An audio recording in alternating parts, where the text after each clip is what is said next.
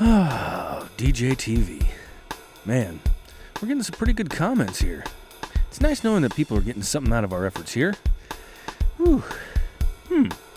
Here's an interesting one. D. Sharon Monday, and I don't think I pronounced that right. Anyway, D. Sharon Monday writes, I love the stuff you're giving us, but what about those of us with a much smaller studio or no studio at all? Like if we're using our garage or a small room. Can you give us tips to do the same if we don't have the luxury of adequate studio space? Well, the studio I shoot in isn't really that huge, but granted it's bigger than my garage. Monday makes a point here. I should put together an episode that deals with shooting in a not-so-ideal place, like my garage. I've had to do it before, so that settles it. This week, I stay at home and I prove that just because your studio also doubles as your laundry room / yard equipment storage facility / tool shop doesn't mean that you can't pull off some good-looking shots.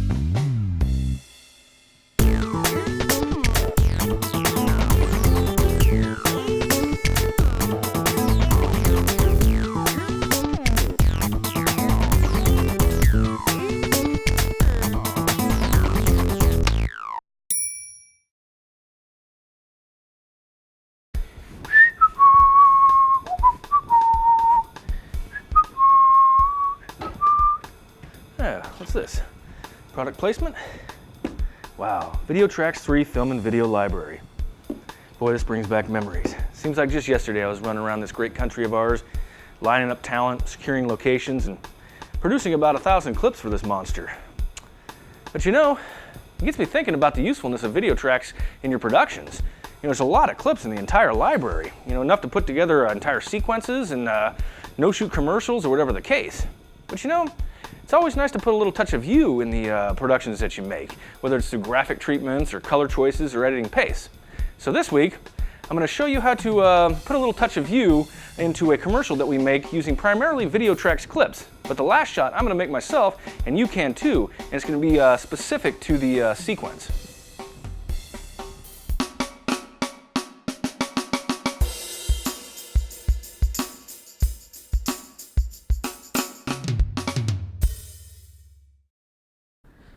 Well, playing behind me here on my trusty old garage TV is a sequence that I've assembled for a pretend back-to-school commercial for a local private school. For the end shot where I need a graphic stating the school's name and their slogan, I'm going to go ahead and shoot this myself. I'm kind of picturing a school desk with maybe some books, some pencils, maybe some eyeglasses on it, and in the background a chalkboard with some chalk writing like the alphabet or maybe some numbers. I want to give the impression that maybe it's the teacher's desk.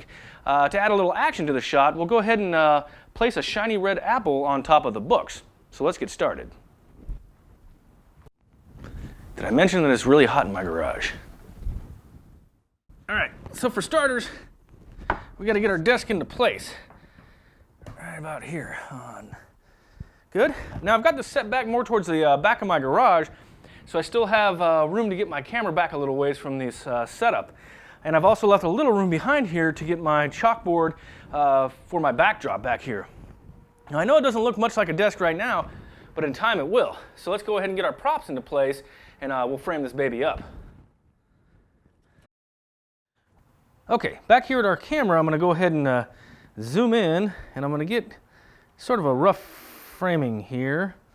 That should work for now. I want it to be fairly tight, but I want to leave enough room up top so I can have a hand come in and place the apple on top of those books. This looks pretty good. Let's go ahead and work on the backdrop now. All right, for our background, I'm going to use this piece of wood here that has this cool leathery texture to it.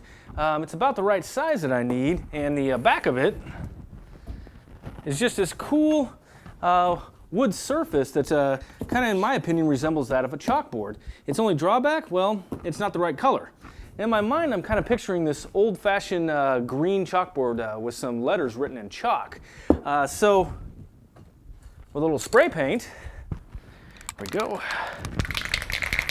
Spray a little here, spray a little there. Here and there. Good, and voila, we have a chalkboard, sort of. Okay, so to mount this, I've got a couple of C-stands here that I've got into place. So I'm just going to go ahead and take this and clamp it to this one.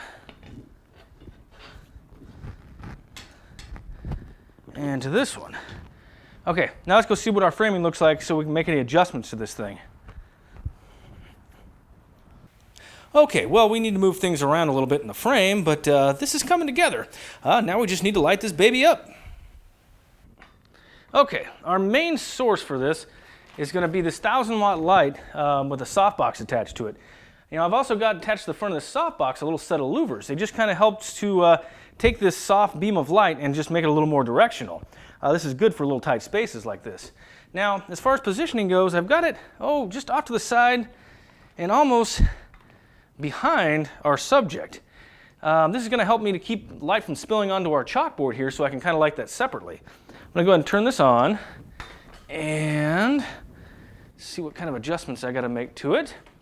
Now, since I've got this kind of, off to one side and to the extreme a little bit, I need to fill in the other side and fill in any shadows that we got going on here. And for that, I'm going to use a hunk of foam core. I'm just going to go ahead and mount this off to one side, and we'll go see what kind of adjustments we need to make. Okay, for our chalkboard, I'm using this hard light, this 300-watt jobber here, and I've also got attached to it this light orange gel. Now I've got it placed just behind our key light here to kind of simulate that the light is all coming from the same source, a window perhaps. And this is where a cookie comes into play. So, you may remember this from another episode. This is not a very good looking cookie. It's downright pitiful. I made it from an old box, but it is going to do the job. Now, since I'm kind of running out of stands, I'm going to go ahead and take this old ironing board, and I'm just going to kind of mount it up off to the side, and I'm going to go ahead and I'm going to clamp my cookie to this little arm here. This will look pretty good. Now all that's left to do is have the hand drop our apple into place. Why don't we take a look at the final product, huh?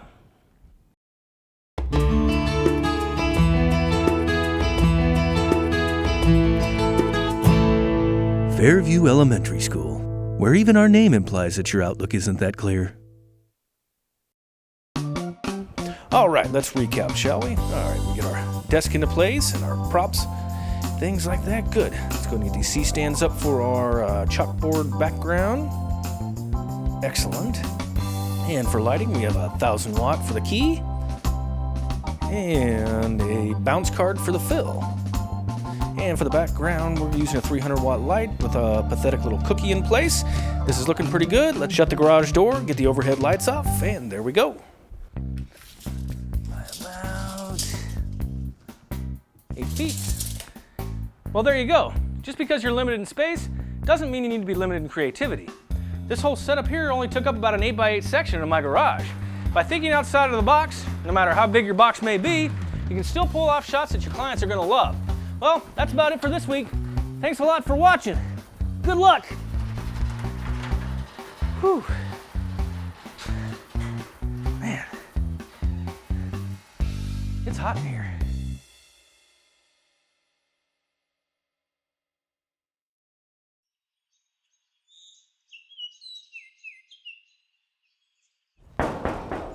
Dad, you okay in there?